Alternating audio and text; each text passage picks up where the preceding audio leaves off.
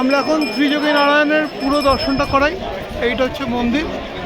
এখানে শিব পার্বতীর বিয়ে হয়েছিল এই সরস্বতী কুণ্ডতে। এখানে এখন বিবাহ চলছে, এখানে বিবাহ করানো হয়। আর এই হচ্ছে মন্দির, ভেতরে যাওয়া যাবে না। ভেতরে নারায়ণ আছেন, লক্ষ্মী আছেন, সরস্বতী আছেন, আর বদ্রীনারায়ণ আছেন। এখানে এটা লোকেশনটা হচ্ছে সোনপ্রয়াগ থেকে প্রায় 15 কিলোমিটার বাই রোড। তার মধ্যে 15 কিলোমিটার বা 3-4 কিলোমিটার রাস্তাটা খারাপ।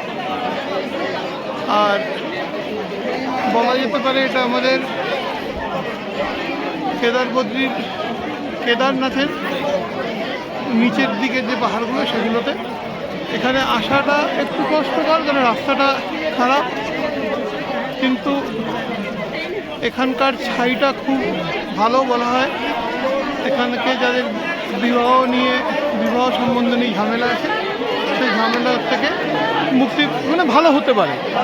আর এটাই হচ্ছে এখানকার মান্যতা। এরকমভাবে বিবাহ হচ্ছে।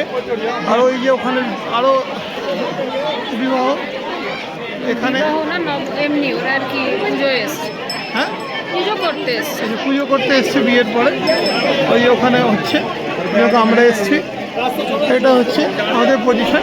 এখন আমরা ফেরত আমাদের গন্তব্যস্থলে আবার রওনা দেব। ধন্যবাদ।